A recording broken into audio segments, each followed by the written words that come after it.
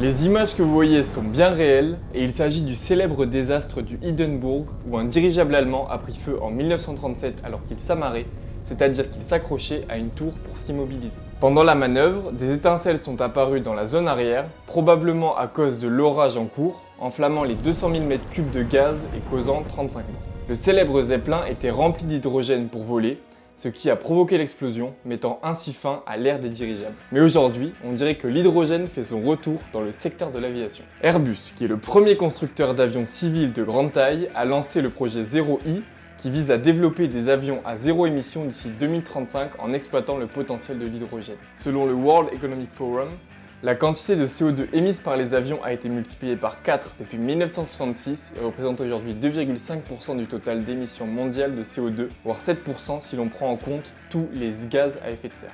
À ce sujet, l'EASA, l'Agence de l'Union européenne pour la sécurité aérienne, identifie comme priorité le soutien et la promotion de nouvelles technologies plus écologiques, ainsi que l'incitation à leur adoption pour faciliter la décarbonation du secteur. En plus des émissions globales de CO2, les avions rejettent des oxydes d'azote, de la vapeur d'eau et des particules fines qui contribuent à l'effet de serre et au réchauffement climatique. Ces émissions ne font pas qu'accélérer les changements climatiques, elles ont aussi un impact direct sur la santé humaine. Par exemple, les effets des particules fines sur la santé dépendent de leur concentration et de leur composition. Les plus petites particules pénètrent plus profondément dans l'appareil respiratoire. De plus, leur surface peut contenir des substances chimiques, organiques et inorganiques qui influencent la gravité de leur impact sur la santé. En Europe, 52 millions de personnes, soit plus de 10% de la population totale, vivent dans un rayon inférieur à 20 km autour des 32 aéroports les plus fréquentés du continent et sont ainsi exposés aux particules ultra fines produites par l'aviation. La plupart des études et des tests visant à améliorer cette situation peu reluisante se concentrent sur l'utilisation de carburants alternatifs.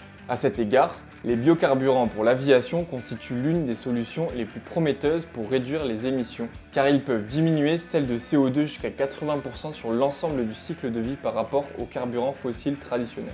Toutefois, à l'heure actuelle, les biocarburants ne couvrent que 0,1% de la demande. Mais alors, il suffirait de remplacer les réservoirs par des batteries et d'installer des moteurs électriques.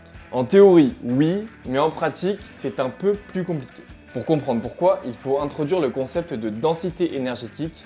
Rien de bien compliqué, rassurez-vous. La densité énergétique permet de comprendre la quantité d'énergie contenue dans une certaine quantité de matière. En termes simples, elle mesure combien d'énergie peut être obtenue à partir d'un litre ou d'un kilo d'une substance. Prenons ces deux verres. L'un contient 100 g de thé glacé et l'autre 100 g de sucre. Ce qui nous intéresse, ce sont les calories nécessaires pour vivre. Dans le verre de thé, on trouve environ 60 à 70 calories, tandis que le verre de sucre en fournit 400 pour 100 g. À poids égal, le sucre nous donne donc beaucoup plus d'énergie. Faisons maintenant la même comparaison avec le carburant et les batteries. Voici le Boeing 737 dont le réservoir contient 22 596 litres de kérosène, lui permettant de parcourir 5185 km. Ce kérosène pèse environ 18 303 kg et possède une densité énergétique de 13 kWh par kg. Une batterie au lithium, en comparaison, a une densité énergétique d'environ 0,3 kWh par kg. Mais alors, que se passe-t-il? Cela veut dire qu'il faudrait environ 778 000 kg de batterie pour remplacer le kérosène du réservoir d'un Boeing 737 et garantir la même autonomie. Le poids des batteries serait plus de 43 fois supérieur à celui du carburant. Passons maintenant à l'hydrogène. L'hydrogène peut alimenter un moteur d'avion de deux manières principales. Par le biais d'une pile à combustible basée sur une réaction électrochimique entre l'hydrogène et l'oxygène, générant de l'électricité que l'on stocke dans des batteries et qui alimente les moteurs électriques.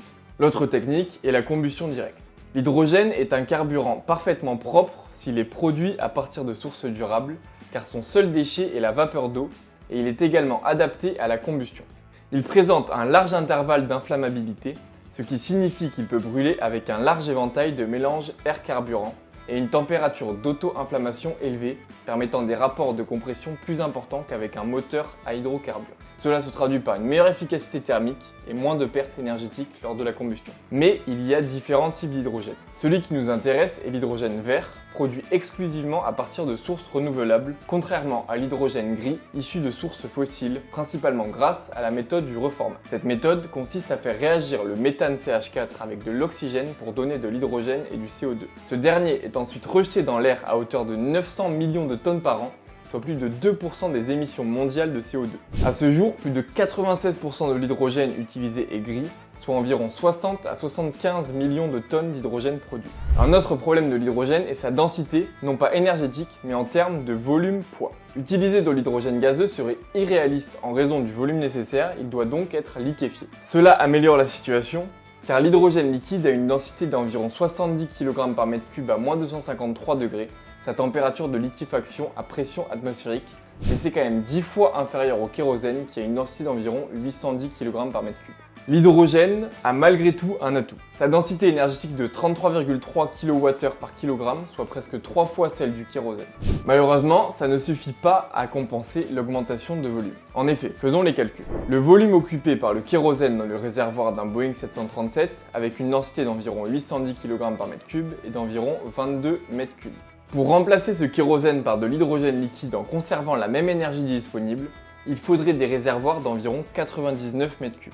Autrement dit, les réservoirs d'hydrogène liquide devraient être environ 4,5 fois plus grands que ceux actuels de kérosène. Aujourd'hui, les réservoirs sont intégrés dans les ailes, mais pour l'hydrogène, il faudrait repenser entièrement leur disposition. Une forme de réservoir sphérique réduit les pertes thermiques, mais complique la répartition du poids, qui est un aspect crucial pour un avion. Airbus avance dans cette direction, et après les premiers tests, montrera son système sur la plateforme de test 0i. Les essais en vol sur l'A380 sont prévus pour 2026. Cependant, les avions à hydrogène ne suffiront pas. Une décarbonation complète nécessitera aussi une adaptation des infrastructures aéroportuaires. Airbus a donc fondé le réseau Hydrogen Hubs at Airports, une initiative visant à créer un écosystème décarboné comptant déjà plus de 210 partenaires. Nous avons essayé dans cette vidéo d'apporter des estimations réalistes des défis liés aux batteries et à l'hydrogène. Avec les avancées technologiques, les paramètres évolueront. Alors, selon vous, l'hydrogène peut-il s'imposer à grande échelle? Donnez-nous votre avis dans les commentaires. Et si ce genre de contenu plus long vous plaît, n'hésitez pas à vous abonner.